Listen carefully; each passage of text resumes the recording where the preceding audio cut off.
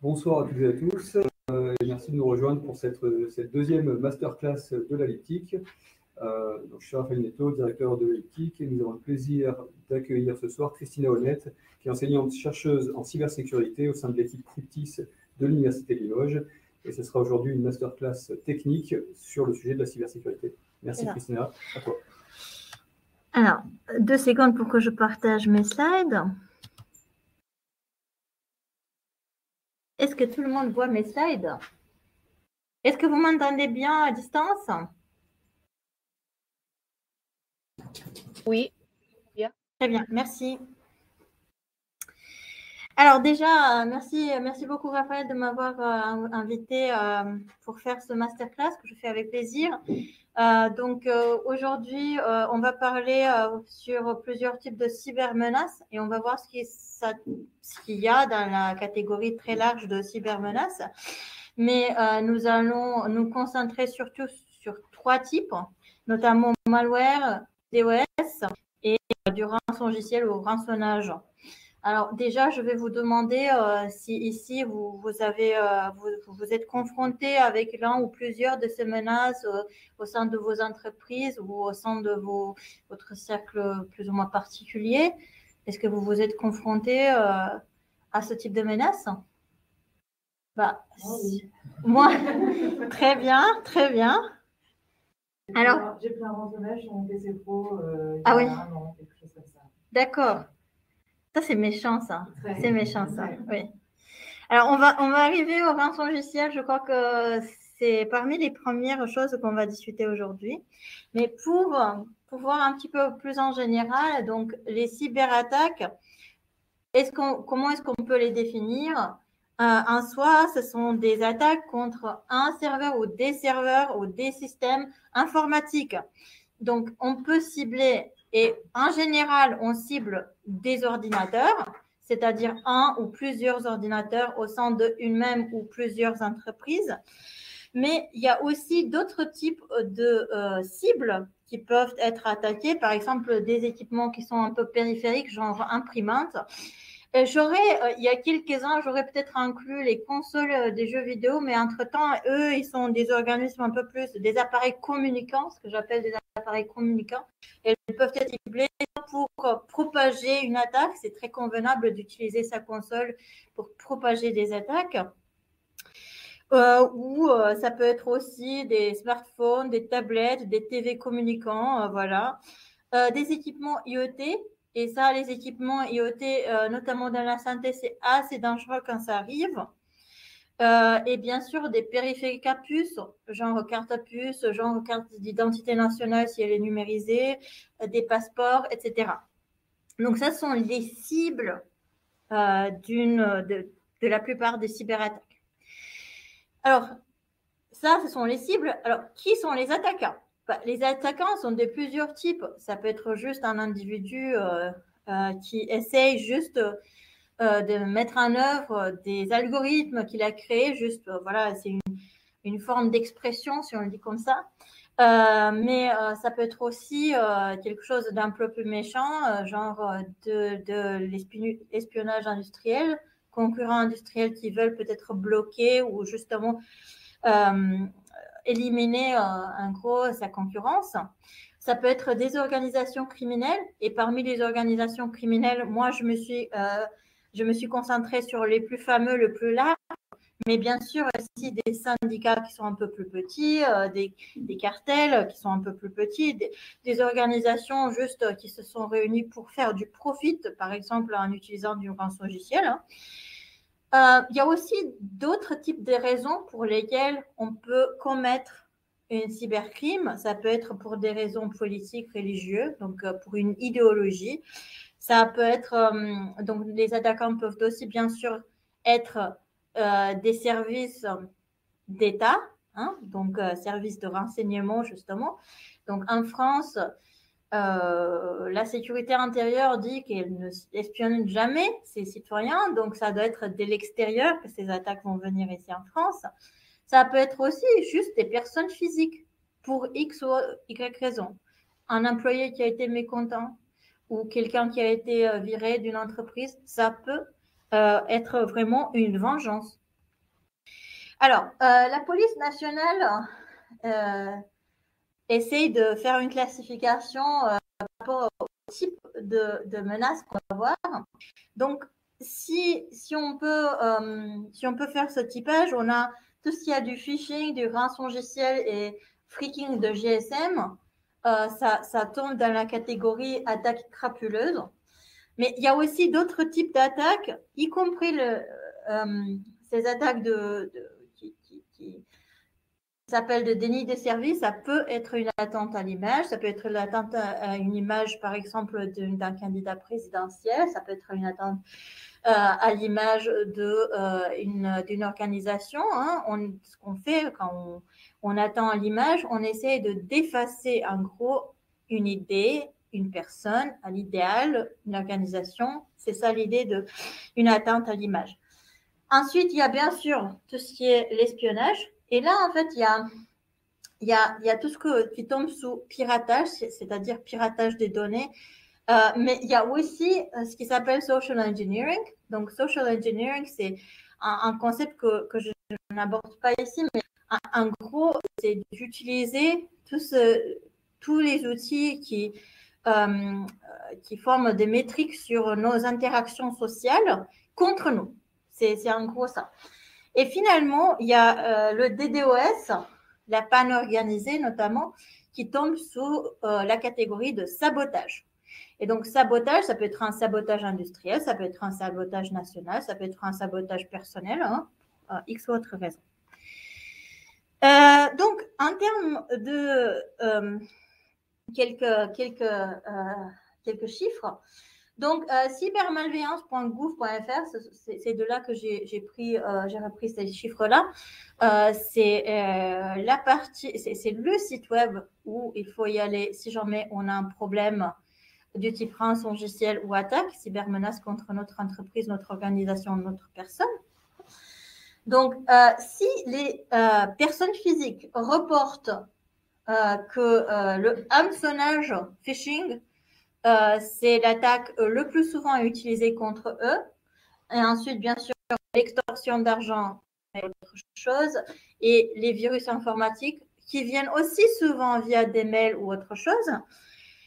En termes d'entreprise, la cause numéro 1 de panique, ce sont les rançongiciels. Donc, ici, personnes physiques, de l'autre côté, les entreprises. Alors, j'ai aussi lu des chiffres, mais comme elles ne sont pas confirmées par cybermalveillance.gouv.fr, je ne veux pas les mettre sur un slide, qu'à peu près 90% des attaques qui visent les particuliers viennent via mail. OK? Donc, en fait, pour qu'on déclenche ce type d'attaque, une erreur humaine est nécessaire. Voilà. Donc, aujourd'hui, on ne va pas voir tous ces types de logiciels. J'aurai pas le temps. Mais je vais aborder 3 types d'attaques particuliers. Le DDoS, tout ce qui est le rançongiciel et un type particulier de malware qui s'appelle Whispergate, qui a été utilisé en Ukraine avant le début de la guerre. On va voir la prévention, la protection et la stratégie. Donc, comment minimiser la surface d'attaque? Comment minimiser l'impact de l'attaque? Donc, même si l'attaque arrive, comment peut-on minimiser son impact? Et bien sûr, une stratégie. Quoi faire en cas d'attaque si on n'a pas assez de protection pour se prémunir contre la présence de celle-ci?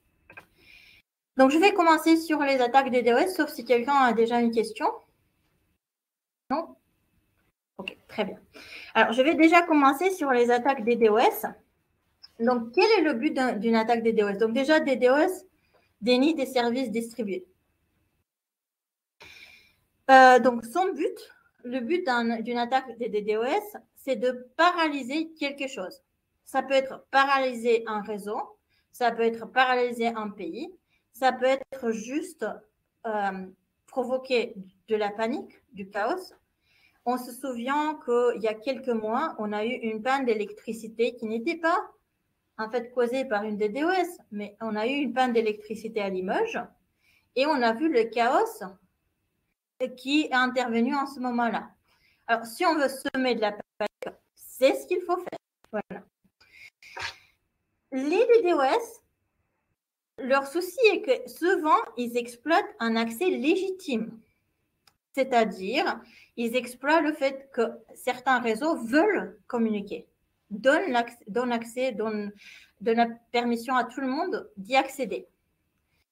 Donc, ils exploitent souvent un point d'accès légitime et des protocoles légitimes de réseau. Donc, il ne s'agit pas d'un virus qui cause un comportement anormal en soi.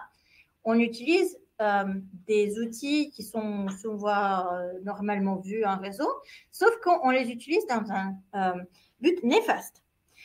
Donc, il y a différentes couches des réseaux qu'on peut attaquer souvent en DDoS.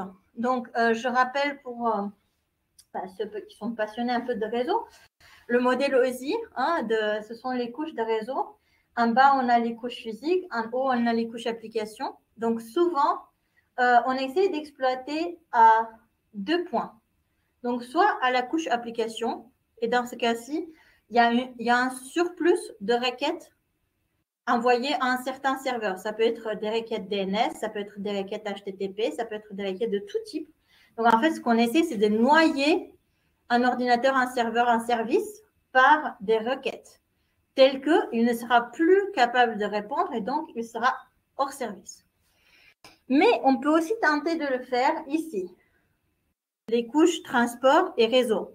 Et là, par exemple, on peut se concentrer sur plusieurs choses. On peut se concentrer sur le message initial du protocole TCP qui s'appelle SYN Synchronize.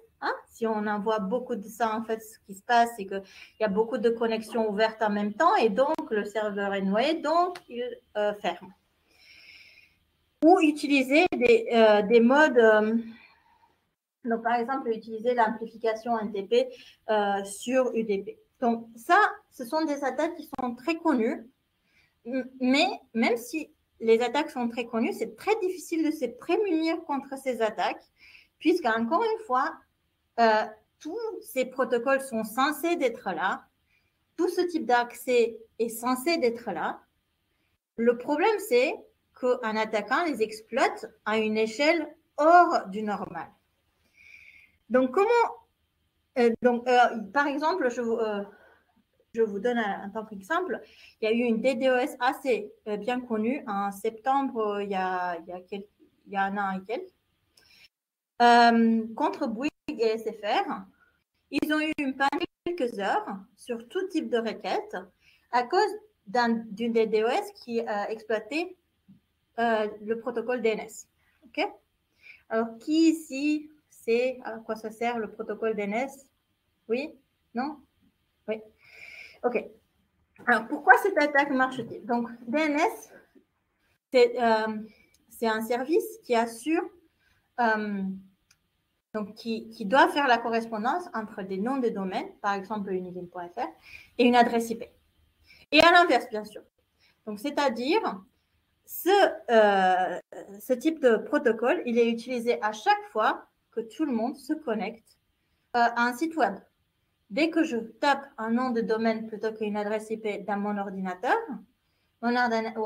doit chercher vers quelle adresse IP envoyer ces demandes. Et donc ça se fait en utilisant un résolveur sur notre machine et un serveur DNS à distance. Donc, encore une fois, ce type de demande, elle est légitime, tout à fait. Tout le monde le fait. On peut aussi l'utiliser pour envoyer des mails. Donc, le serveur DNS s'utilise souvent pour savoir quand on passe des mails entre un domaine, disons gmail.fr, un autre domaine, par exemple unilim.fr, il faut savoir par quel serveur passer. Et pour savoir cela, ça, on a besoin en fait de l'adresse IP du serveur auquel il va falloir s'adresser. Donc, qu'est-ce que ça veut dire? Ça veut dire que si le serveur DNS tombe en panne, tout ce qui est communication web par nom de domaine, tout ce qui est envoi de mail tombe en panne. Et ça, c'est juste ce qu'on voit nous en tant qu'utilisateurs. Bien sûr que c'est le cas aussi des intercommunications, par exemple, entre des opérateurs, entre des fournisseurs de services. Tout tombe en panne. Donc, bien sûr que de notre point de vue, sauf s'il y a un souci, l'utilisation du protocole DNS, elle est transparente. Sauf si nous cherchons où est le problème, nous ne voyons pas en fait le fait que le protocole DNS est appelé et utilisé. Donc, le protocole DNS se compose de deux messages, requête et réponse. La requête, elle est envoyée par l'utilisateur, le résolveur, tandis que la réponse, elle est envoyée par le serveur DNS. Si le serveur DNS ne connaît pas la réponse, il peut aussi envoyer plus loin, etc. Et alors, le DDoS consiste à envoyer beaucoup de requêtes. Beaucoup de requêtes, énormément de requêtes, telles que les serveurs ne peuvent plus en fait répondre à ce moment-là. Et comment est-ce qu'on peut faire cela? Comment est-ce qu'on va taper sur notre machine à la vitesse de la lumière beaucoup de requêtes? Non. Souvent, ce qu'on utilise, ce sont des machines qui font donc le job pour nous, notamment des botnets. Alors, j'ai essayé de faire ici un petit sketch de botnet, de comment ça se passe. Ici, tout ce qu'il y a la petite fille là, ce sont des machines honnêtes qui marchent normalement dans leur réseau. Ils font leur job. Il y a deux pirates ici, avec le petit démon à côté. Et ensuite, il y a certains serveurs aussi. OK? Les cibles de l'attaque sont ces trois entités. Et on va voir les rôles des autres. Donc ici, je ne vais pas faire un botnet pour faire une DDoS, je vais faire un botnet pour faire du rançongiciel. Mais ça marche pareil pour malware, pour DDoS, même pour phishing parfois. Hein. Pour tout ce qui envoie en masse, pour tout ce qui est propagation en masse, on a besoin d'un bon botnet. Alors les pirates, dans une première phase d'attaque, ils préparent leur terrain, ils préparent leur botnet. Comment? Ils envoient du malware à ces machines-là. Donc, ils ont envoyé ça à mon petit PCE et à partir de ce moment-là, mon PCE a un comportement dual. Pendant la journée, ce PC se comporte normalement. C'est votre PC, hein, c'est mon PC, c'est notre PC. Mais lorsque l'attaquant il a besoin qu'une attaque ait lieu, alors ce PC, il va faire un deuxième job, notamment celui de botnet. C'est pour ça, c'est le mode zombie. Hein.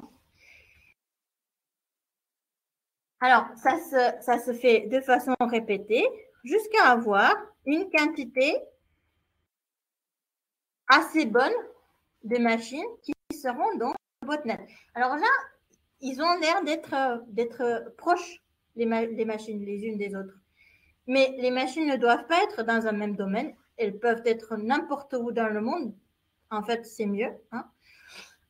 Donc, les botnets, ce n'est pas vraiment un sous-réseau qui est compromis. Hein. Ça peut être des machines partout dans le monde. C'est un peu le anti-cloud. Voilà. Et donc, une fois le botnet mis en place, qu'est-ce qui se passe? Au lieu d'envoyer de l'adresse du pirate directement le malware à la cible, c'est une de ces machines quasi innocentes qui envoie les logiciels. Donc, par exemple, ici, j'ai fait aussi un deuxième pirate qui lui aussi essaie de gagner un peu de terrain dans ce petit botnet, pourquoi pas. Et alors, à un moment, la phase d'attaque commence. Mon PCC a envoyé le premier rançongiciel. Ensuite, un autre ordinateur, pourquoi pas, envoie un autre rançongiciel. Et le deuxième de la même façon. Hein. Donc, en fait, ce qui s'est passé là, c'est que déjà, les pirates ont réussi à cacher leurs traces derrière ce botnet. D'un autre côté, chacun de ces PC, là, on va se dire, mais on va trouver leur adresse, non? Mais il n'y a aucune garantie, en fait, que le tracing puisse aller de la victime vers la machine qui l'a infecté. Ça va via, ça va via Tor. Voilà, c'est le comportement bizarre de ce petit zombie qui dirige en fait la façon dont l'attaque a lieu. De plus, ces petits zombies actuent comme un programme quelconque. Il y a des mises à jour, ils peuvent aussi s'auto-effacer. Voilà. Les botnets ne sont pas des entités qui sont vraiment stables dans le temps. Ça change, ça bascule, les versions ne sont plus les mêmes, voilà. Parfois, bien sûr, les botnets sont capturés. Ça, c'est la bonne nouvelle. Mais il y a deux autres qui ressortent à ce moment-là. Et ce qui m'a intéressé, en fait, c'est quand on dit les pirates, ça peut être des entités complètement différentes. Des pirates d'un pays, des pirates d'un autre pays, des pirates d'un troisième pays. Souvent, les pirates utilisent les mêmes botnets. Donc, il y a certainement de l'information sur leur location, le type de logiciel qui est utilisé là-dessus, voilà, entre dans ce monde, dans ce demi-monde. Okay? Donc, comment identifier et se protéger contre une attaque par des DOS? Donc, qu'est-ce qu'on voit en tant qu'entreprise qui est la cible d'une telle attaque? Une chose qu'on va voir très vite sur des DDoS, c'est le débit, le trafic qui augmente, qui explose. Donc, directement, on va se poser la question, est-ce que la situation est normale? Est-ce que c'est normal d'avoir un très haut débit? Ça dépend un peu de votre réseau. Hein, voilà. Donc, la solution naïve serait d'arrêter tout jusqu'à avoir des informations sur qui est en train de perpétuer l'attaque. Mais dites-vous que nous sommes dans une situation où en fait le trafic, il a augmenté, mais pour des bonnes raisons. Par exemple, il y a des soldes sur notre site. Ou par exemple, on a un nouveau client qui a renvoyé beaucoup de clients vers nous. Voilà, on ne sait pas tout d'abord. Donc, la solution naïve, bien sûr, n'est pas la bonne. Hein. Donc, comment est-ce qu'on peut essayer d'avoir une approche un peu moins 0 ou 1, noir et blanc? La première chose à faire, c'est d'avoir un diagnostic qui est fiable. C'est-à-dire, pas dire tout le trafic est bon, tout le trafic est mauvais. On va utiliser notamment la réputation IP, qui est une métrique qui change dans le temps, bien sûr, et qui en fait peut nous informer à peu près si le trafic vient d'une botnet connue. Si c'est un botnet qui n'est pas connu, on a un peu moins de chance. Donc, en général, l'analyse de réputation se combine avec des messages de challenge, en fait, pour savoir si c'est une vraie machine ou c'est un bot. Reprenons cette histoire donc par exemple, de message SYN dans le protocole TCP. Si on lui envoie un hack, est-ce qu'il répond? Est-ce qu'il voulait vraiment ouvrir une vraie connexion ou est-ce que c'était juste pour nous noyer dans du trafic? Alors, un outil qui est très facile à utiliser et très, très bien fait, c'est l'outil Talos de Cisco. Hein. L'outil Talos, donc ça, c'est une capture d'écran, bien sûr, c'est pas en temps réel. Mais lui, le site web, il est en temps réel. L'outil, il est en temps réel, Talos. Alors, son but, c'est en fait de nous informer sur le nombre d'attaquants, le type d'attaquant qui peut exister. Donc là, c'est bien sûr le map monde, mais si on essaie de se concentrer, par exemple, en Europe, on peut voir pays par pays. Donc, vous voyez, les petits points verts sont du malware. L'orange, c'est du spam. Et le bleu, c'est pour distinguer du trafic de mails légitimes. Hein. Et donc, en fait, des plus, on a donc ce type de choses. Donc, si on clique, par exemple, là, j'ai cliqué sur le petit ballon de 10. Hein. Donc là, j'ai exactement quelles sont les adresses IP à partir desquelles vient le malware. Et ensuite, quels sont bien sûr, quel est le typage? Est-ce que c'est du malware? Est-ce que c'est du spam? Est-ce que c'est une autre chose? D'accord? Le rançongiciel n'a pas encore un point à soi-même. Donc, il va sous malware pour l'instant, si jamais c'est utilisé par du trafic. Donc, Talos, c'est un outil que je recommande. Hein. Je vais bien regarder comment ils l'ont fait. Actuellement, c'est le premier choix de beaucoup d'entreprises pour voir quelle est la différence entre le trafic bon et le trafic mauvais. Ensuite, on a aussi la réponse. Donc là, on a diagnostiqué et disons qu'on a diagnostiqué une attaque. Comment est-ce qu'on répond? Ça dépend encore de là où l'attaque a ciblé notre système. On avait parlé de couche de réseau. Hein? Donc, si c'est la couche 7 application, on essaie d'utiliser bien un bon Web Application Firewall, WAF. Si ce sont à la couche 3 et 4, c'est un peu plus compliqué. Pour résister, la meilleure stratégie, c'est en fait d'augmenter la tolérance. Donc, augmenter la tolérance de nombre de connexions TCP dans l'espoir que entre-temps, on aura la possibilité de répondre à toutes ces requêtes. Et bien sûr que si elles sont des mauvaises connexions, mauvaises requêtes, ça ne dure pas longtemps, ça ne mange pas trop de bandwidth. Donc ça, augmenter la tolérance semble être la seule façon de faire cela.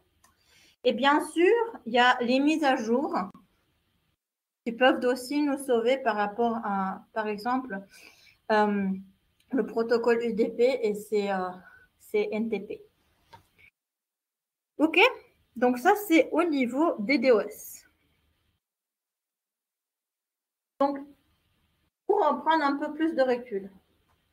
Alors, le DDoS, c'est une attaque très problématique, surtout quand on n'a pas un service DSI. Hein, quand on n'a pas de service DSI, on a moins de filtrage, on a moins de bons réflexes, on a moins de protection. Et souvent, un ISP, Internet Service Provider, fournisseur de services Internet, ne prend souvent pas le relais. C'est-à-dire, on peut lui dire, on s'est fait attaquer, ben il dira que ce n'est pas à lui de gérer notre trafic. Hein. Donc, souvent, il ne prend pas le relais, c'est-à-dire que c'est pour nous d'assurer la sécurité, par exemple avec les excellents outils que je viens de présenter, ou sinon de déléguer cette sécurité à un spécialiste ou à une CDN. Est-ce que vous avez entendu parler CDN, Content Delivery Network? Oui. Alors, les CDN sont un gros, bien sûr, sont des entreprises, mais elles sont techniquement une infrastructure distribuée de type cloud. Ils ont beaucoup de machines qui peuvent aider à, par exemple, amplifier la visibilité de nos contenus, c'est-à-dire au lieu d'avoir juste un serveur qui héberge une page, bah, ce serveur se verra amplifié par les serveurs qui peuvent aussi cacher, ou mettre dans le cache, et ensuite propager le contenu. Mais certains CDN, ce qui est intéressant, proposent du filtrage et de la mitigation d'attaque. Donc, c'est-à-dire, au-delà de juste réduire la latence de connexion à un serveur distant, ce qui était avant leur cœur de métier, maintenant, il s'avère aussi des organisations qui prennent la sécurité de leurs clients sérieusement. Et donc, par exemple, ici, j'ai inclus, ici, c'est la structure de sécurité d'Akamai, et ici, c'est Cloudflare. Ce sont les deux CDN qui sont le plus connus actuellement. Donc, pour Cloudflare, ils font justement de la mitigation à toute couche de réseau, hein, et même écrivent ce que je trouve sont des blogs assez intéressants sur la sécurité et sur la mitigation d'attaque. Et d'un autre côté, donc encore une fois, Akamai aussi fait de la mitigation d'attaque. Et donc, en fait, si le fournisseur de services Internet ne prend pas le relais, un CDN si. D'autant plus qu'il est payé pour le faire. OK. Est-ce qu'il y a des questions jusqu'à là? Bon, ben on va passer à votre sujet favori du rançongiciel. Donc, ransomware unhacked. Alors, le rançongiciel, c'est un outil pour faire du rançonnage. Alors, Un rançonnage, je le considère un déni de service dans un but d'extorsion. Qu'est-ce que ça veut dire déni de service? Simplement, on dit accès à notre ordinateur, à nos données, à nos plateformes, à nos connexions, hein, jusqu'à avoir, bien sûr, l'argent payé sur le compte Bitcoin. Donc, l'idée, c'est de chiffrer les données et les victimes doivent payer clé par clé pour avoir les clés. Ceci est le type le plus connu de rançonnage, mais cela n'est pas le seul type de rançonnage qui existe. Il y a aussi d'autres types de rançonnage qui sont moins connus. Par exemple, juste apprendre sans chiffrer les données et ensuite menacer de fuir les données si un certain rançon n'est pas payé. Ou altérer un fonctionnement. Par exemple, on ouvre notre logiciel favori de, je ne sais pas quoi, d'écrire des programmes ou de faire de la cryptographie ou de notre navigateur. Et au lieu que notre fenêtre s'ouvre, on a, je ne sais pas, un gars qui a une mélodie agaçante. À chaque fois qu'on clique sur le browser Mozilla, c'est ça ce qui s'affiche. Ça veut dire qu'on altère un fonctionnement. On altère un fonctionnement. Et pour qu'on enlève donc, cette mélodie agaçante et qu'on se remet le fonctionnement du navigateur, on demande de l'argent. Hein, ça, c'est aussi du rançonnage. C'est un peu moins connu que celui dans lequel on chiffre. Et c'est un peu moins cryptographiquement intéressant. C'est pourquoi je vais me concentrer sur l'autre. Alors, en général, les rançongiciels dont les données sont chiffrées viennent avec ce type de note de rançon. Donc, ça, c'est une note de rançon dans laquelle on donne plusieurs choses, on donne plusieurs informations, notamment un identifiant public. On verra pourquoi il est important. C'est un identifiant qui est public, hein, qui est publié à la victime la connaîtra. Et il y aura aussi des informations, comment entrer en contact avec les entités ou les personnes qui ont mis en place le rançongiciel sur notre ordinateur. Une troisième chose qui n'apparaît pas toujours, mais souvent, c'est celle-là. Ça, je l'appelle la carotte. Donc, il y a la carotte. Vous nous envoyez n'importe quel fichier pour vous donner la preuve que nous sommes les vrais méchants qui ont chiffré votre disque dur. Vous pouvez nous envoyer n'importe quel fichier et nous, on va le déchiffrer. Et comme ça, vous aurez la preuve que nous avons les clés pour déchiffrer votre... Ah, donc ça, ces trois éléments sont assez importants. Je vais revenir après dans le cas de Whispergate. Donc, en identifiant la carotte et l'adresse de contact. Vous voyez qu'ici, c'est par mail. Hein? C'est juste 2 adresses de mail. OK? Quel est le point d'entrée? Si dans le cas de DDoS, c'était un point d'accès tout à fait légitime mais utilisé dans un but néfaste, ici, le point d'entrée, c'est plutôt l'erreur humaine. C'est un faux clic, c'est de la fausse pub, on clique dessus, on essaye d'acheter ou on essaye d'aller sur le site, voilà. Ça peut être bien sûr une propagation via des botnets, c'est à ça que ça sert un botnet finalement. Hein. Voilà, donc on peut voir le rançongiciel comme un type de malware, mais dont le but est vraiment l'extorsion. En général, donc, la note de rançon va avoir des coordonnées des contacts, parfois aussi des paiements, mais pas toujours. Parfois, elle va identifier aussi soit le groupe, soit le type de rançongiciel qu'on a subi. Parfois, hein, pas toujours. Et en général, depuis 2-3 ans, ça se fait clé par clé pour le rançonnage. On paie une certaine somme par clé. Donc, ça dépend de combien de fichiers on est prêt à perdre. OK. Donc là, en fait, les coordonnées, vous voyez les coordonnées ici, mais par contre, il n'y a pas de compte de paiement. Hein. OK. Alors, on dit que notre ordinateur, nos données vont être chiffrées. OK, où sont les clés? Comment est-ce qu'on a les clés? Où sont les clés? Alors, je me permets... Ah mince, là, ça ne s'affiche pas bien. Oui. Donc, je vais faire avec. Hein. Donc, le chiffrement clé symétrique consiste d'un triple d'algorithmes. La génération de clés qui va en fait sortir des clés tout à fait symétriques. Ensuite, il y a le chiffrement. On prend la clé symétrique et le message, on sort un texte chiffré. Et finalement, le déchiffrement, c'est-à-dire on prend le texte chiffré, on prend la clé symétrique, on sort le message. C'est-à-dire, pour chiffrer et pour déchiffrer, on a besoin de la même clé. Et cette clé, pour que la sécurité INCPA, pour que la clé de INCPA, pour que la sécurité de INCPA soit vraie, bah alors on a besoin de cacher la clé. Dès qu'on perd la clé, bien sûr que tout le monde peut déchiffrer. D'accord? Ok. Donc, comment on revient à notre rançongiciel. Donc, qu'est-ce qui se passe dans un rançongiciel? On génère premièrement une valeur aléatoire sur la machine. Donc, le malware génère une valeur aléatoire.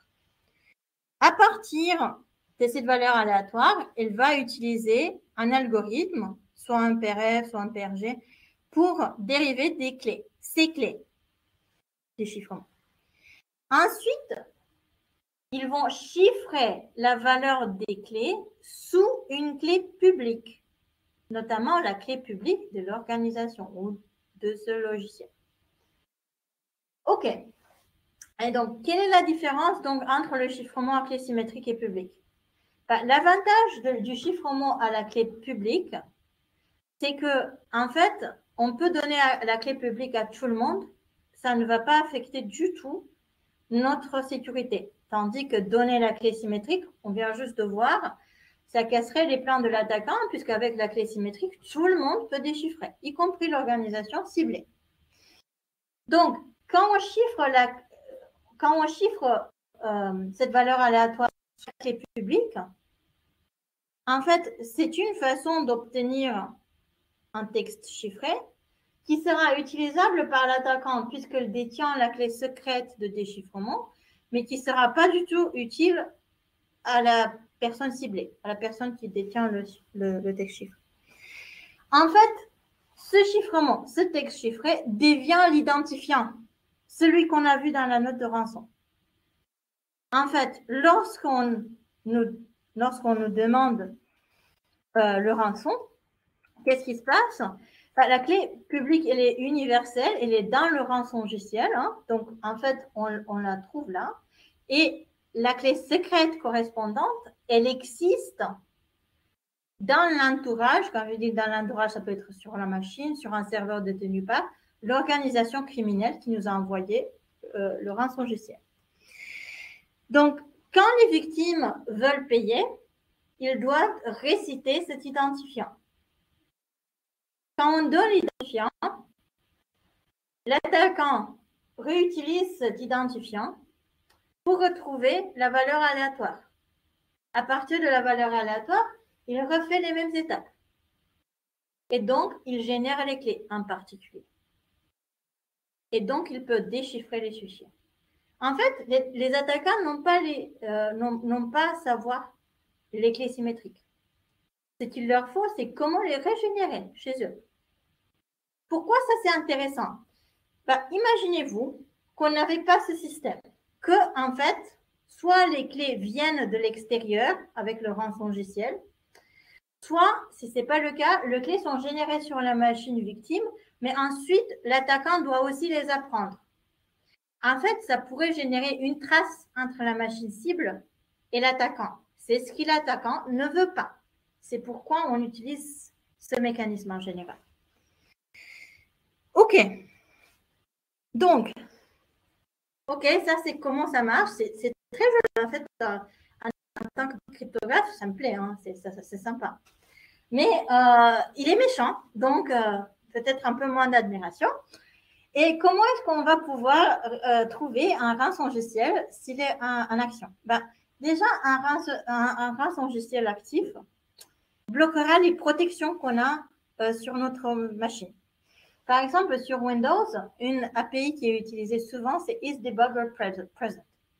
Donc, on peut monitoriser s'il y a beaucoup d'appels à ça. isDebugger Present, c'est en fait juste une question qu'on se pose. Est-ce qu'il y a une protection à bloquer avant d'aller à l'attaque? Ensuite, il tentera de chiffrer les données de l'ordinateur et de tout périphérique connecté. Ça génère beaucoup de trafic. Hein. Ça génère beaucoup de, pas de trafic, sinon plutôt il y aura beaucoup de CPU, beaucoup d'énergie qui se consomme. Donc, si vous entendez que votre ordinateur commence à sonner comme une raquette, peut-être qu'il y a quelque chose qui ne va pas. Et bien sûr, il y aura des connexions vers des serveurs bizarres. Des connexions vers des botnets, des zones un peu moins du monde informatique. Et c'est là aussi que notre utilisation de Talos peut s'avérer très intéressante. Donc là, on peut voir si par exemple notre ordinateur a établi une connexion avec une machine qui est connue pour propager du malware. OK. Donc tout cela peut nous aider à le détecter, bien sûr. Alors, comment est-ce qu'on détecte des rançongiciels? La façon la plus simple de le faire, mais elle est risquée toutefois, c'est par antivirus qui doit être mis à jour religieusement. Donc, comment est-ce que ça se fait? Comment est-ce qu'un antivirus marche-t-il? Par détection et comparaison, c'est-à-dire, disons qu'une machine soupçonne un fichier qui est arrivé d'être malveillant, il calcule un hash de ce fichier. Et ensuite, c'est comme une empreinte digitale, hein, et ça va être ensuite comparé à d'autres hashes qui sont peut-être malveillants. Alors, directement, vous pouvez voir directement 2 points de faiblesse. Donc, déjà, on calcule le hash du fichier suspect et on le compare au hash d'autres fichiers malware connus. Si c'est un malware qui est nouveau, il n'y aura pas d'empreinte dans cette base de données. On a beau à calculer le hash, ça n'aidera pas. Et une autre chose, en fait, les hashes changent. Juste rajouter un espace à un fichier changera le hash en fonction de comment il est calculé, bien sûr. Mais modifier une lettre, un commentaire, ça changera le hash. Donc, ça, c'est quelque chose contre lequel on travaille beaucoup dans les antivirus qui sont mis à jour tous les jours. Mais il y a toutefois un risque que même un antivirus mis à jour puisse pas en fait détecter tous les rançongiciels. Alors, encore une fois, ça s'affiche pas trop super bien, mais je vais faire avec. Donc, fonction d'achat, une fonction qui part qui prend une entrée de taille quelconque et qui sort une sortie de taille fixe. Souvent 256 bits ou 128 bits pour les petits, voilà. On doit se prémunir contre 3 attaques. Des attaques de première préimage, c'est-à-dire étant donné un hash, on ne peut pas trouver la valeur qui a été entrée, donc la préimage. Étant donné h de x, on ne peut pas trouver x. Deuxième préimage, ou seconde préimage, à partir de la fonction d'hachage et un x, on ne peut pas trouver une deuxième valeur y qui a le même h que x. Troisième, résistance aux collisions, c'est-à-dire on ne peut pas trouver 2 valeurs pour lesquelles le h est le même. Une bonne fonction d'hachage ressemble à ce qu'on appelle un oracle aléatoire, c'est-à-dire en fait, dès qu'on change une virgule, la nouvelle valeur n'aura aucune dépendance de l'ancienne. En fait. La sortie ne semble pas dépendre de l'entrée. Ce n'est pas le cas. C'est une fonction h de x égale à x. Mais sans connaître le x, on a l'impression que le y est aléatoire. Donc, quelle propriété de quelle propriété a-t-on besoin pour la fonction de hachage pour que ça marche? Déjà, on a besoin que la fonction de hachage qu'on utilise résiste aux collisions. Pourquoi? Puisqu'on ne veut pas en fait avoir un fichier malveillant et un fichier honnête qui ont le même hash. Si c'est le cas, en fait, il va falloir choisir soit on utilise moins de mises à jour, moins de fichiers, voilà. Soit on accepte aussi de se tromper de temps en temps. Ça, c'est pas super non plus. Donc, en fait, des plus, on a besoin aussi donc, de cette propriété d'oracle aléatoire, de quasi-unicité des empreintes. C'est-à-dire, c'est très difficile d'avoir le même hash pour deux valeurs différentes. Et pour ce fait, donc ça, en fait, le fait d'avoir besoin de ça nous ouvre donc justement à ce problème que l'efficacité est limitée, puisque dès qu'on change le fichier, on change le hash. C'est un peu comme, je ne sais pas si vous savez, dans les problèmes de copyright d'image. En général, dans le copyright d'image, le fait qu'on peut modifier les images de N différentes façons font en sorte que c'est très difficile d'avoir du marquage qui est très, très stable à toutes les transformations possibles. C'est un peu la même chose.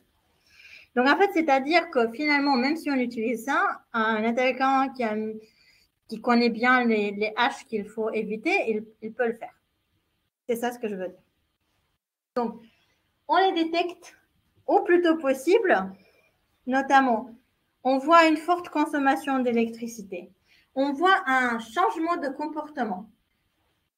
Très souvent, on change de nom de fichier. Donc, c'est-à-dire, j'ai un fichier, je le nomme autre chose. Ou, voilà. Ou les mises à jour, bien sûr, automatisées vont aussi changer les noms de certains fichiers, vont rajouter des fichiers aussi. Mais dans la présence d'un rançongiciel, c'est systématique. Presque, en fait, tous les fichiers vont être changés, vont changer de nom. Dès qu'on voit que beaucoup de fichiers changent de nom, c'est le moment de enlever les périphériques et de se dire, mince. Alors, il y a aussi le trafic vers des adresses IP peu fiables. On a vu ça, c'est par rapport au botnet et d'où vient le rançongiciel. Et finalement, des appels à certains API, comme par exemple Get Window DC ou Is the Bugger Present. Ça en général, c'est pour pouvoir ensuite enlever la protection fournie par feu, ou, voilà, les antivirus. Une troisième solution qui n'est pas pour les, disons, il n'est pas pour les particuliers, il est juste pour les professionnels. C'est leurrer les attaquants. Leurrer les attaquants avec un honeypot, qu'est-ce que ça veut dire? On va mettre de l'information qui est très, très, très précieuse dans un certain sous-réseau qui, normalement, n'est pas vraiment accessé par personne. Dès qu'on a un accès, on sait que c'est un attaquant. Et on essaie donc de le leurrer pour avoir plus d'informations, pour les tracer de retour. Voilà.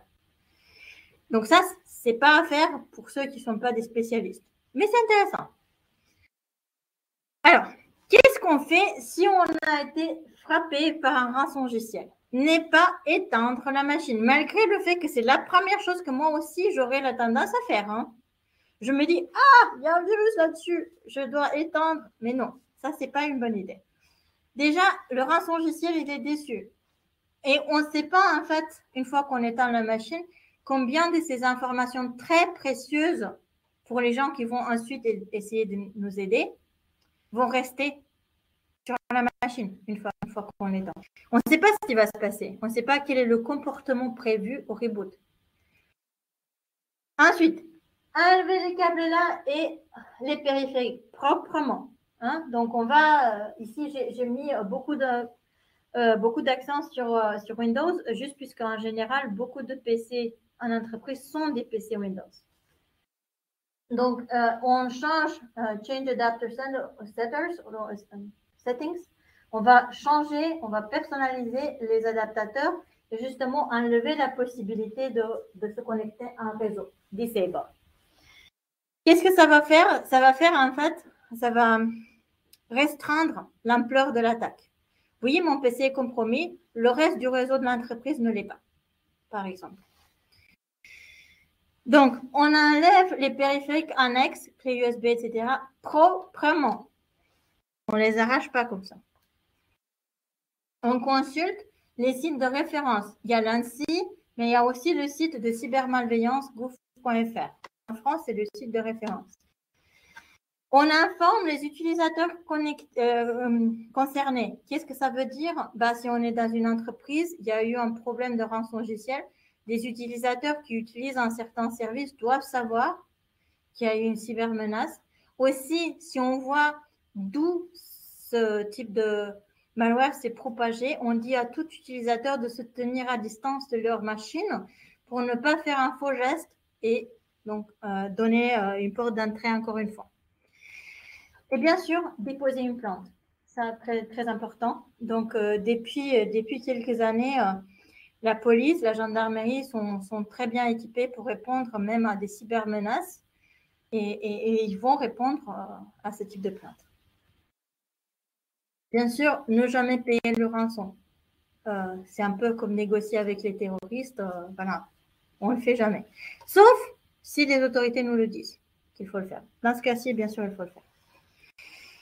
Donc, comment est-ce qu'on se protège contre un rançongiciel? Comment est-ce qu'on réagit dans la présence d'un rançongiciel? Il y a beaucoup de types. Donc, premier pas, c'est identifier le type de rançongiciel visé.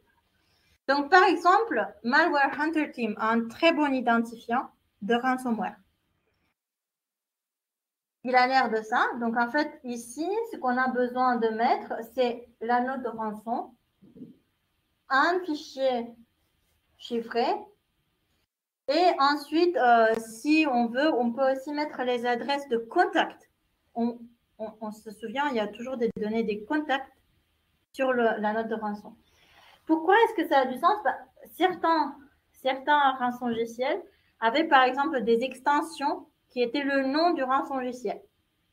L'extension de chaque fichier était la même et c'était le nom du rançongiciel. Donc ça aide à typer. Certains, c'est vrai qu'ils sont un peu plus sages maintenant, mais certains utilisent les mêmes adresses. Voilà. Donc, une fois qu'on a identifié son ennemi, en fait, ID Ransomware nous donne un diagnostic. Par exemple, celui-là, et il n'y a pas de chance. Si on est contre seul rançongiciel, il n'y a pas actuellement des outils pour réussir à déchiffrer les données. Mais parfois, on a de la chance. On se trouve dans le beau cas dans lequel il y a bien une façon de déchiffrer qui est connue.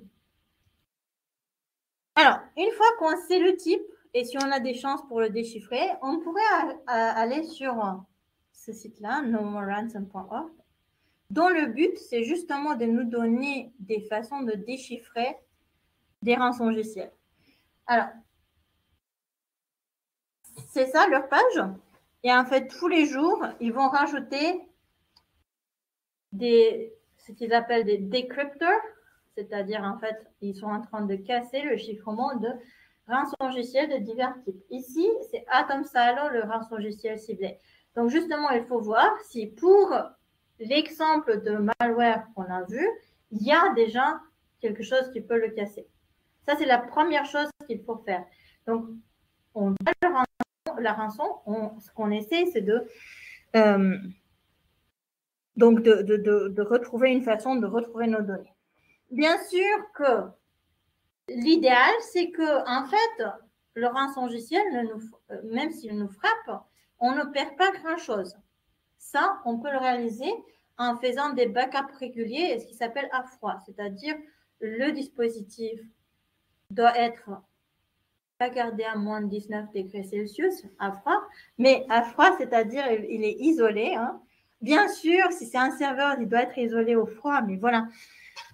Donc, que ça ne soit pas dans un dispositif connecté et que les backups sont très, très, très réguliers.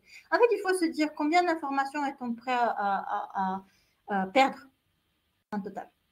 Voilà. Si l'information d'une journée, de la journée d'aujourd'hui, c'est pas tellement précieuse, alors on fait tous les jours un backup. Si il nous faut toutes les informations toutes les heures, ben, il faut faire un backup tous les heures. Et c'est tout. Donc, oui.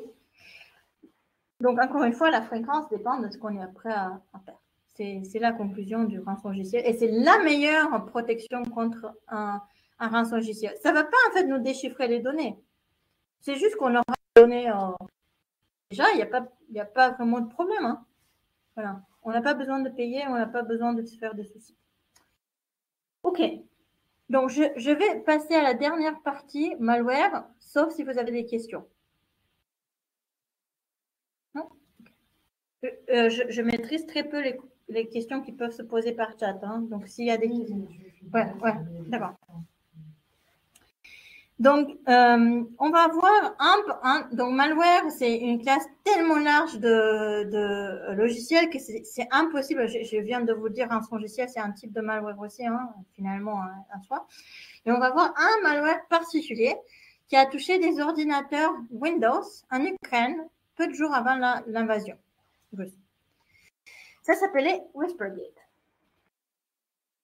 Donc, c'est un des deux types de malware qui ont été utilisés dans l'espace de quelques jours sur des ordinateurs Windows des entreprises en Ukraine. Le but de Whispergate et de son frère Harmonic Wiper, c'est de la mise hors service des appareils Windows. Donc, au-delà de tout ce qui est rançongiciel, là, vraiment, c'est mise hors service. Et ça ne se fait pas comme un DDoS en exploitant un accès légitime dans un réseau ad hoc ou pas ad hoc. Donc, le malware comporte plusieurs fichiers, dont stage 1 et stage 2. Donc, il y a deux fichiers qui s'appellent stage 1 et stage 2. Et leurs haches sont désormais connues. Mais bien sûr, quelques jours avant leur déploiement, ils n'étaient pas connus. Voilà. Donc là, ils n'ont pas eu de chance. Là. Donc ça, ce sont les deux haches. C'est sur le site de Microsoft Task Force qui s'occupe des intrusions en cybersécurité. Hein. Donc voilà, ça, ce sont les premières deux stages. Okay. Il y a 5 phases et 5 étapes et 3 phases de l'attaque. La première, on commence avec stage 1.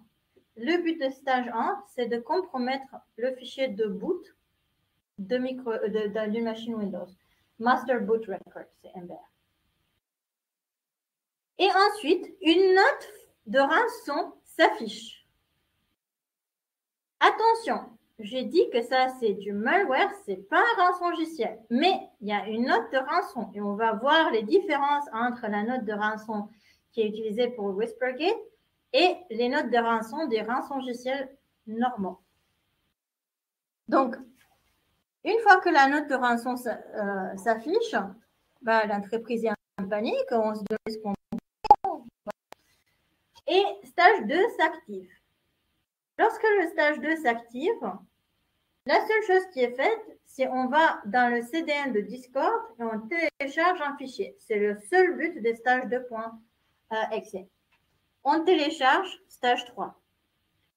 Alors, stage 3, c'est le vrai fichier malveillant. Ni stage 1 ni stage 2 ne font pas des dommages irréversibles. Mais stage 3, si. Le stage 3 commence en bloquant la défense Windows et ensuite va modifier tous les fichiers, donc va pas les chiffrer, va les modifier à une répétition d'une valeur constante avec une extension arbitraire. Donc, il va faire comme s'il y avait un rançongiciel, mais il n'y a pas de rançongiciel. Il n'y a pas de façon de revenir en arrière. Les données sont détruites. Et bien sûr, à la fin, il va s'auto-exploser. Hein, va faire une attaque kamikaze et va disparaître. Donc, la modification du MBR, c'est la première phase. Ensuite, on bloque les antivirus. Et Donc ça, ce sont les contenus. C'est en gros une seule valeur qui se répète toute la taille du fichier ou un nombre de fois et avec une extension quelconque. Ça, c'est la note de rançon qui est envoyée. Donc, en fait, déjà, il n'y a pas d'identifiant. Il n'y a pas d'identifiant. Ensuite, il y a un portefeuille Bitcoin, cette valeur-là.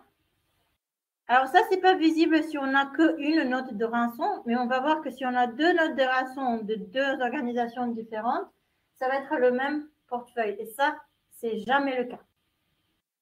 On ne paye jamais vers le même portefeuille Bitcoin. Il change à chaque fois pour justement ne pas avoir le lien entre les instances. Et finalement, la phase de contact. On avait dit qu'en général, ce sont des contacts faciles. Tout le monde peut envoyer un mail. Ici, on a un identifiant sur un service de messagerie anonyme que peu connaissent et qu'ils auraient du mal à utiliser. Donc, cette note de rançon, elle n'a pas les éléments qu'on a vus dans les rançongiciels d'avant, puisque Whispergate, encore une fois, n'est pas un rançongiciel. C'est du malware. Donc, le but n'est pas d'extorter de l'argent. Le but n'est, bien sûr, si on gagne de l'argent, c'est d'autant mieux, mais ce n'est pas le but principal. Alors, les fichiers qui sont concernés, ce sont les fichiers avec je crois que c'est autour d'une centaine d'extensions possibles. Donc, vous allez voir JPEG, JPJ, Java, classe, CMD, conf, tout ça, ça va disparaître. Ça va être remplacé par cette répétition des 0x. OK, donc ça, c'est Whispergate. Alors, on va plus en détail. Stage 1. Stage 1, c'est un fichier exécutable qui est programmé en MinGW, qui est une façon très, très, très connue de créer des fichiers exécutables en Windows. Hein. Mais quand même, c'est une petite signature des attaquants. Ils ont utilisé ça. Alors, si on fait, si on décortique un petit peu ça, donc on voit que stage1.exe, c'est un fichier de type PE32. Et justement, on a vu quelle est la librairie qui est utilisée. Alors, qu'est-ce qui se passe dans l'attaque contre le MBR? Le MBR a une totalité de 172 octets. Et ce que l'attaque fait, c'est d'écrire la note de rançon dans le MBR. C'est ça ce qui est fait. Et donc, d'ailleurs, ça corrompt aussi le MBR. Alors, je ne sais pas qui ici est fluent en assembleur. Non? Si? Certains? OK. Alors, qu'est-ce qui se passe ici? Ils vont utiliser deux API qui s'appellent CreateFile et WriteFile. Okay? Donc, dans une première partie, ce qu'ils vont essayer, c'est de se préparer. Donc, à chaque fois, le texte qui est au-dessus de quelque chose qui est encerclé, ça prépare ça. Ça prépare ça, ça prépare ça. Comme ça que ça se lit. Donc, ici, première chose, on prépare un move d'un index de source à un secteur de destination. Et sans avoir le vrai texte de ce qu'il y a dans la mémoire dans ces adresses-là, c'est très difficile de comprendre exactement ce que ça se fait. Mais ce que ça se prépare, c'est d'avoir accès à la note de rançon qui va devoir être, donc ici, on va prendre des pointeurs pour écrire ensuite la note de rançon qui est écrite ici. Donc ça, c'est l'écriture de la note de rançon, qui ensuite est fait ici.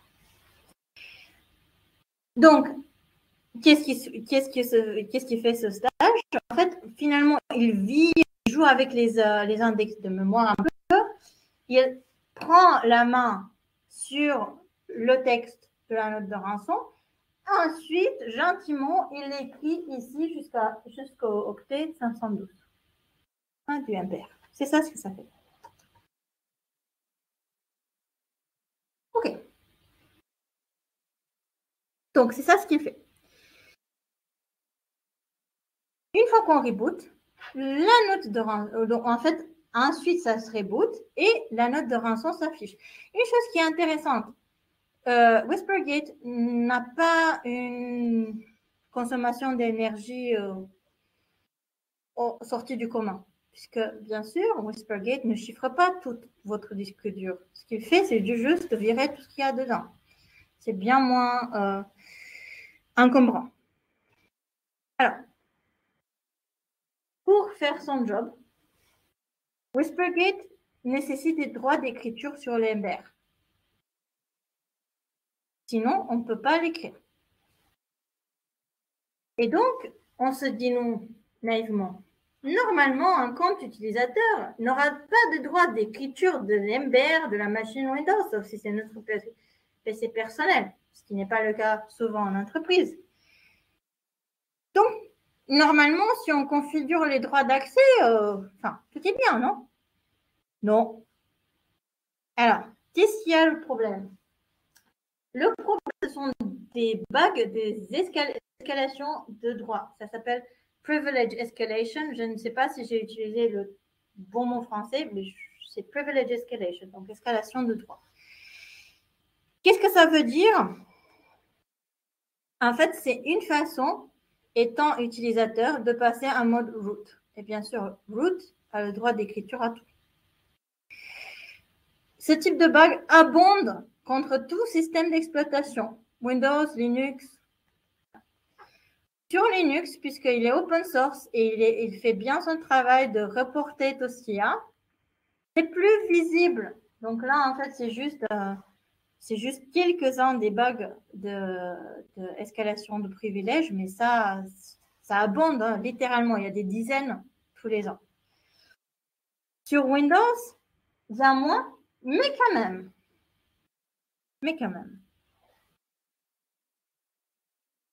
Donc, en fait, même si on a bien configuré les droits d'accès, ça ne sauve pas d'un bug de ce type-là, puisqu'on va toujours trouver un moyen de se faufiler en utilisant un bug de ce type-là. Ensuite, mais bien sûr, si vous mettez à jour votre Windows bien et souvent, ça peut peut-être quand même vous donner un avantage, puisqu'au moins les bugs qui sont connus par l'équipe MSTIC ne vont pas être utilisés contre vous. Alors, maintenant, la note de rançon, on suppose qu'elle s'affiche. Qu'est-ce qui se passe? Ensuite, stage 2. Stage 2, c'est un fichier .NET qui essaie de se faufiler en tant que fichier Microsoft, utilisant une signature fausse, et il est écrit en russe. Son but, c'est de télécharger ce fichier tbopbh.jpg du CDN de Discord, cdndiscordapp.com. Hein? Donc là, ce qu'on va devoir télécharger. Ça, c'est son seul but, stage 2. Il est bénigne sinon. Alors, si on a fait un fichier stage 2 exe pour récupérer un fichier, qu'est-ce qui peut être dans ce fichier? On se demande. C'est un JPEG, ça ne sera pas un dessin d'un petit cocker spaniel. Donc, qu'est-ce que c'est? C'est un fichier DLL qui est écrit à l'inverse. Hein? Donc, si on le lit du début à la fin, ça n'a aucun sens. Si on le lit à l'inverse, c'est un fichier DLL. Et qu'est-ce qu'il y a? Il y a deux ressources que ça charge dynamiquement. Advanced Run et ça. Je ne peux pas le dire. Donc, Advanced Run, il est ici. Il arrête Windows Defender. L'autre, que je ne peux pas prononcer, remplace le fichier par le contenu fixe et une extension aléatoire. Notamment, on utilise ce code-là.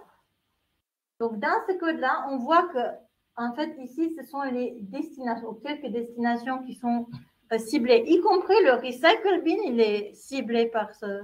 Même après, on peut dire qu'ils sont écolos, ils vident des poubelles, mais quand même, voilà. Home Drive, Windows, tout ça, c'est tout ce qui est ciblé. Et ça, c'est la liste de toutes les extensions qui sont ciblées. Ça, c'est la liste complète de toutes les cibles. Okay? Donc ça, c'est dans un deuxième temps, c'est ça ce qui se fait. Ça cherche dans toutes ces locations-là tous les fichiers avec telle extension et les remplace par 0xcc avec juste une extension quelconque. Et finalement, Whispergate fait son Vanishing Act et disparaît de l'ordinateur. OK. Donc, ça, j'ai voulu juste vous dire un peu comment ça s'est passé en Ukraine pour le Whispergate. Alors, j'aimerais bien passer quelques minutes, pas très longtemps, nous sommes presque à la fin, mais je veux quand même passer quelques temps sur la gestion d'attaque en général et la hygiène cyber. Donc, pour moi, il y a quatre axes de gestion. Il y a la prévention, préparation, repli et gestion d'attaque. Donc, la prévention d'attaque, ça veut dire bien sûr sécuriser dans la mesure du possible son réseau, son ordinateur, ses périphériques. En soi, son but, c'est de minimiser la surface d'attaque disponible à l'attaque. Ensuite, c'est la préparation en cas d'attaque. Qu'est-ce que ça veut dire? On a besoin de contre-mesures, chiffrement de données si l'attaque cible d'apprendre nos données, sa sensibilisation des utilisateurs pour tout ce qui est du phishing, du rançongiciel web. On a vu que le point d'entrée est souvent l'utilisateur, ou un utilisateur, ou des utilisateurs. Et ensuite, le fait que le réseau soit interconnecté, ça joue contre nous. Ensuite, on a besoin d'un plan B. C'est-à-dire, disons que l'attaquant, il a réussi, il a frappé. OK? Comment est-ce qu'on gère? Donc, dans le plan B, je nombre aussi les mises à jour, tout ce qui est infrastructure de réserve dans un cas de DDoS, tout ce qui est le backup à froid. Hein. Et finalement, il y a la gestion de l'attaque, auquel cas, je conseille tout le monde à faire confiance aux spécialistes. Donc ça, c'est pas pour nous, c'est pour les spécialistes en premier. Et quand je dis spécialiste, je veux dire cybermalveillanceproof.fr. Donc, prévention. On a besoin d'une infrastructure fortement protégée. Et notamment, on a besoin de, si on travaille dans la partie DSI, contrôle d'accès, un filtrage très, très précis en réseau, par destination, par source, par port, par état. Donc, si on veut que nos utilisateurs puissent rejoindre l'Internet, on fait accès vers le port de destination 443 sur TCP et seulement un mode client. C'est-à-dire, on ne permet pas le lien vers un de nos machines. La séparation entre les infrastructures. Ça, c'est quelque chose qu'on voit très peu souvent et pourtant, c'est une des meilleures armes qu'on a. Qu'est-ce que ça veut dire une séparation entre les infrastructures? Je ne veux pas dire les murs. Je veux dire les pare-feux, l'accès, le filtrage. S'il y a une partie qui est sensible du réseau, il doit y avoir très peu de façon de rentrer dans cette zone de sécurité, si possible en non connecté entièrement. Hein. Voilà. Et en fonction de où sont les utilisateurs qui sont les plus probables de déclencher une attaque, ben, les séparer en réseau, séparer en infrastructure, cette zone-là de la zone qui est plus sécurisée. Utilisez bien sûr des pare-feux aussi. Un contrôle d'accès à ouverture minimale, c'est-à-dire si on a besoin d'accéder tel fichier à tel moment, c'est pour ce moment seulement qu'on a accès à une ressource sensible et pas en dehors de ça. Donc, vraiment minimiser l'accès.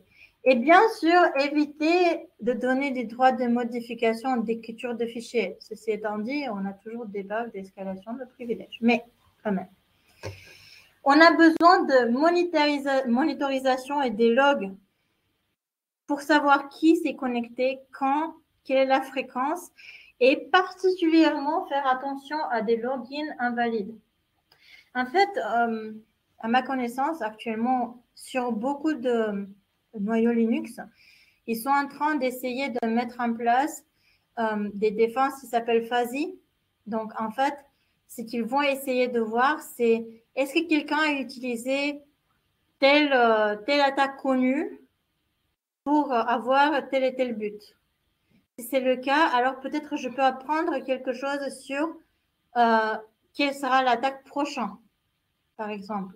Ou ce genre de contre-mesures qui sont un peu éclectiques, qui utilisent un soupçon de machine learning, je dirais, hein, voilà, et qui essaient justement de personnaliser les défenses. Hein. Ensuite, on fait des mises à jour, bien sûr, tout le temps, mais il faut avoir la vérification, c'est-à-dire on met la mise à jour, est-ce que ça explose? Non? Ok, on continue. Et donc, avec du décalage, c'est-à-dire si on a une infrastructure sensible qui doit être mise à jour, on ne la met jamais à jour en premier, puisqu'on risque de se faire attaquer par la mise à jour, par les fichiers qui viennent avec la mise à jour. Mais on le fait un deuxième, un troisième, quatrième, voilà. Juste après d'avoir vérifié que ça marche. Bien sûr, avec le décalage. Hein. Donc, des mots-clés, filtrage, droit d'accès, isolation, log audit et patching. OK?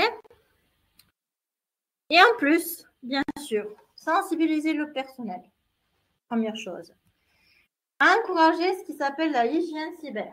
Mot de passe fort, unique par site, changé régulièrement. On ne clique pas, on ne voit pas les mails suspects. On ne clique jamais sur des liens suspects. On ne télécharge jamais des sources. Et on ne met pas de périphériques problématiques, par exemple une clé USB inconnue, sur notre ordinateur. Bien sûr, une autre idée serait de mettre en place des rappels au personnel dans des périodes de risque renforcés. L'ANSSI l'a fait au début de l'offensive russe en Ukraine. Il y a eu un rappel des contre-mesures de hygiène publié à une mise à jour de la documentation publiée par l'ANSSI. C'est en fait à cause de ça que j'ai commencé à regarder ce bug-là. Donc, le plan B. Il faut premièrement prioriser ce dont on a vraiment besoin. Et il faut vraiment se mettre devant le fait accompli que l'attaque va arriver à un moment et se dire, si jamais ça arrive demain, quelles sont les choses dont j'ai vraiment, vraiment besoin? Et beaucoup d'entreprises vont dire, tout. Mais en fait, ce n'est pas faisable de sauver tout. Donc, on essaye de faire avec ce qu'on a et de sauvegarder ce qui est vraiment de première importance. Pour tout ce qui est données critiques, on a besoin de backup hors ligne. Mais tout ce qui sont des services, notamment des services dans les clouds, on doit envisager qu'à un moment, le lien entre nous et le cloud peut péter, par exemple par une DDoS. Qu'est-ce qu'on fait si ce sont les fiches de paie, si ce sont les données des patients de l'hôpital, si ce DDoS frappe? Donc, toutes les données qui sont vraiment de première importance doivent être sauvegardées chez nous. Si on a besoin de les faire imprimer, tant pis. Donc, on a besoin des infrastructures parallèles. Et donc, qu'est-ce que ça veut dire? Ça veut dire vraiment de pouvoir se dire, demain ça frappe, comment est-ce qu'on peut joindre les gens qu'on doit joindre? Donc, on a besoin de solutions de repli, d'avoir les numéros des téléphones, pas les trouver en ligne sur page jaune, mais les avoir à la main. Les numéros de téléphone les plus importants, disons qu'un réseau de communication reste et fonctionne. Si on a besoin de se déplacer physiquement vers un endroit, il faut savoir où il est, comment arriver là. Donc, ce genre de choses sont des choses vraiment à envisager. Et bien sûr, des bons réflexes. Se renseigner auprès des bonnes autorités par rapport à ce que vient après, déposer une plainte, jamais payer le rançon et jamais éteindre les ordinateurs affectés. je conseille à tout le monde de ne pas rentrer en panique, hein, donc même si on est attaqué. Donc, bien sûr, les bons gestes avant le coup vont nous sauver beaucoup de panique après le coup. Et les bonnes réflexions vont nous donner un degré d'assurance en soi-même qu'on peut résister même en cas de menaces. Hein. Ensuite, on trouve nos repères. Repères, ça veut dire où aller, à qui se plaindre, comment déboguer. Hein. Avoir un plan de maintenance des services critiques, c'est ce que je viens de dire par la priorisation. Donc, comment on maintient, quel est le plan B? Hein. Ensuite, croire seulement les infos qui viennent via des canaux officieux, faire confiance aux spécialistes pour le dépannage et bien sûr témoigner pour que d'autres personnes soient plus au courant que ça arrive à tout le monde et qu'ils aient moins peur quand ça leur arrive à eux. Voici quelques sites que je trouve très intéressants en termes d'information par rapport à, d'un côté, ce qui c'est, une cybermenace et comment se prémunir contre ce type de cybermenace. Voilà, je vous remercie beaucoup pour votre attention. J'ai finalement fini. Donc, c'est à vous de me poser des questions. Merci beaucoup. Merci.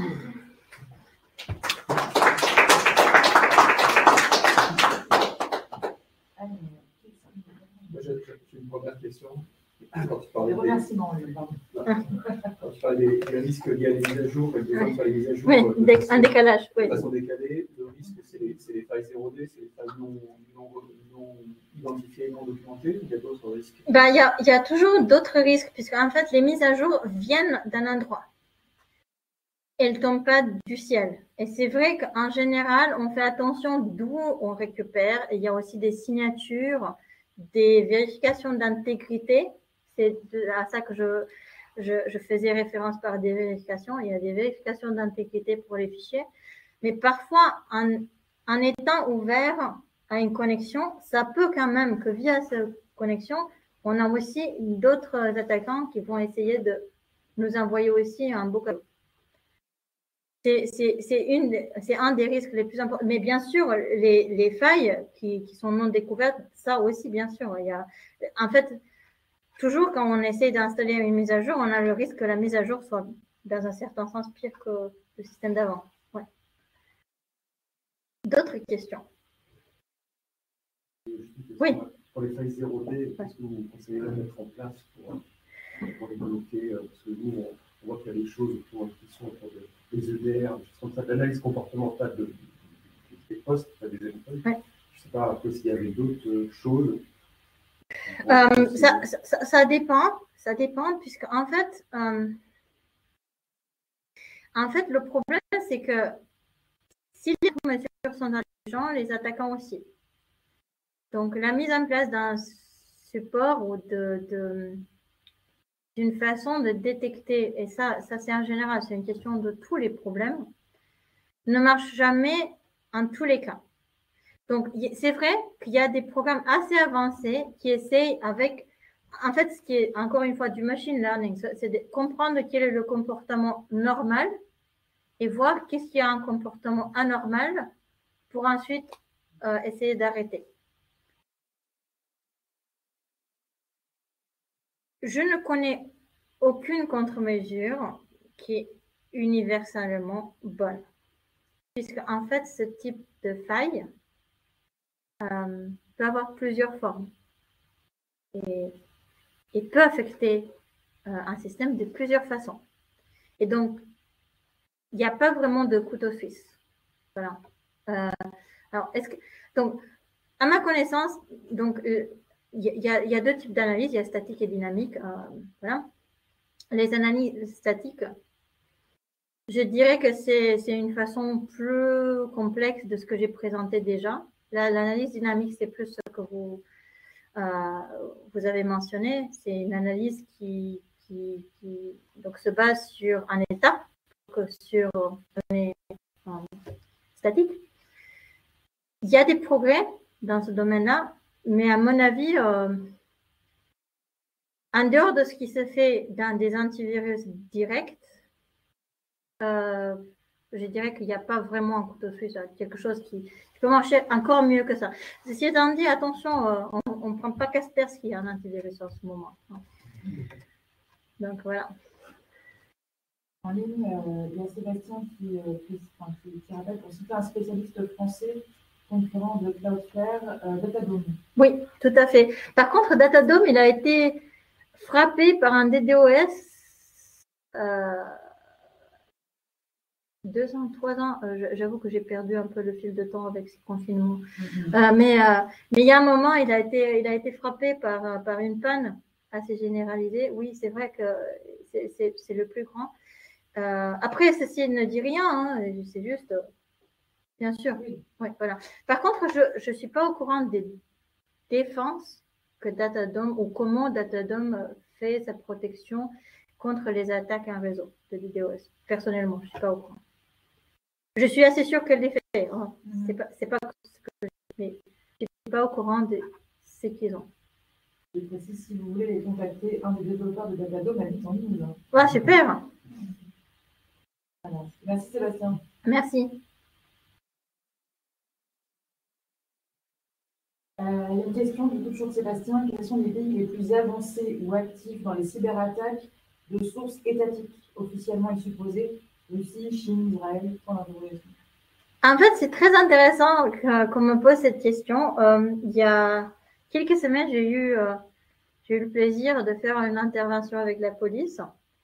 Et la police semble savoir un peu plus là-dessus et ils nous disent que les hackers ukrainiens étaient le top avant. Mais qu'entre-temps, pour une raison ou une autre, peut-être une guerre chez eux, ils ont arrêté un petit peu. Et en fait, depuis l'intervention de la Russie ou depuis l'attaque de la Russie en Ukraine, il y a beaucoup moins de malware ou de rançongiciel en tout cas qui se propagent. Ceci étant dit, j'ai vu que ça recommence là. Donc, je ne sais pas quoi, voilà, je sais pas quoi dire là-dessus, mais ça recommence. Donc, certainement, je n'ai pas un top 5 des entités les plus, voilà, mais ce que je sais par contre, c'est aussi qu'en Russie, il y a eu des nouvelles officielles comme que l'activité de les activités de cyberattaque en Russie ne sont pas punies s'ils ne sont pas contre des entités ou des citoyens russes. Donc, tant qu'on le fait contre d'autres personnes, en Russie, ça va. Donc, ça aussi, je m'imagine que ça aide à propager. Voilà.